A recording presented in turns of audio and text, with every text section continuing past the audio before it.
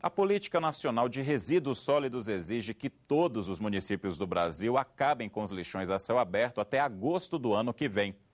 Mas a maior parte das prefeituras não tem os recursos necessários para cumprir essa meta. Na Câmara, 2 frentes parlamentares discutiram esse problema com representantes dos municípios. Mais de 90% dos resíduos sólidos urbanos do Brasil já são coletados de acordo com a Associação Brasileira de Empresas de Limpeza Pública. Mas na maior parte dos municípios pequenos, a prática ainda é queimar ou enterrar o lixo sem reaproveitá-lo.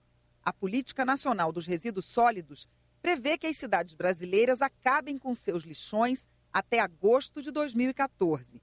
Para isso, é necessário que as prefeituras reciclem o lixo, separando o que pode ser reutilizado do que não pode. Também tem que ser construídos aterros sanitários para substituir os lixões. Mas, de acordo com o presidente da Confederação Nacional de Municípios, Paulo Zilkowski, as cidades não têm recursos para colocar em prática todas essas ações no tempo previsto pela lei. Os municípios não têm um centavo em caixa. Como é que nós vamos transformar os atuais lixões em aterro sanitário? Precisa 70 bilhões. E isso é o que está ali na lei, até o final do ano que vem. E, logicamente que esses prefeitos todos vão ser enquadrados por improvidade. O coordenador da Frente Parlamentar Ambientalista, deputado Sarney Filho, é contra o adiamento do prazo para que a lei entre em vigor. Se a gente já começa uma legislação um ano antes, 1 ano e meio antes do prazo se esgotar, falando em prorrogar esse prazo, a gente está sinalizando que essa lei não vai ser cumprida. O secretário de Recursos Hídricos do Ministério do Meio Ambiente afirmou que o governo já começou uma discussão com as prefeituras sobre a questão das verbas. Ele não descartou a possibilidade de algum tipo de financiamento federal para ajudar os municípios tanto na reciclagem do lixo quanto na construção dos aterros sanitários. O BNDES tem atuado, assim como a Caixa Econômica tem atuado em algumas linhas de financiamento.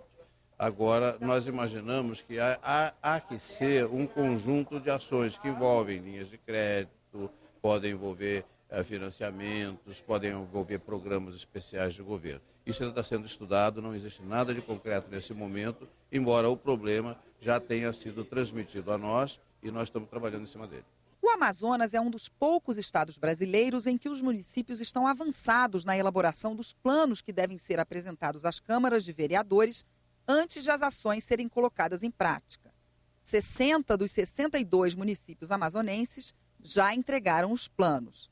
No Amazonas, a maior parte das cidades tem esgoto a céu aberto e lixões, e o tratamento de água é precário. Com os planos no papel, o que falta agora são recursos para transformar a realidade desses municípios. Só o plano de destinação de resíduos sólidos, que é dos aterros, puxa para um município pequeno, na faixa de 20, 25 mil habitantes, por volta de R$2 milhões.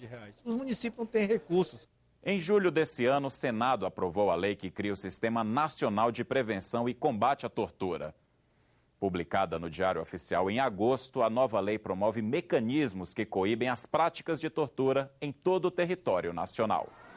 O Sistema Nacional de Prevenção e Combate à Tortura vai reunir todas as instituições que trabalham com o tema, além de organizações sociais. Elas vão criar estratégias para combater os tratamentos desumanos nos ambientes em que as pessoas são privadas de liberdade, como penitenciárias, instituições socioeducativas e hospitais psiquiátricos. É considerado tortura o constrangimento com violência ou ameaça grave para obter a confissão, promover um crime ou em razão de discriminação racial ou religiosa. A criação do Sistema Nacional de Prevenção e Combate à Tortura foi aprovada no Senado por unanimidade. É um projeto que tramita há muitos anos aqui no Congresso Nacional, desde 2001, e que, com a criação do Sistema Nacional de Prevenção e Combate à Tortura, o Brasil sai na vanguarda perante as organizações internacionais, perante as convenções que nós, inclusive, somos signatários. Nós vamos inaugurar uma nova etapa na vida do povo brasileiro. Isso se soma a iniciativas como a criação das diversas comissões da verdade que estão funcionando em nível nacional e em nível dos estados. O crime de tortura já está definido em lei no Brasil desde 1997. O país também ratificou a Convenção das Nações Unidas contra a tortura e outros tratamentos penais cruéis. Mas, na prática, a falta de mecanismos para a descoberta desse tipo de crime dificultava a punição dos culpados.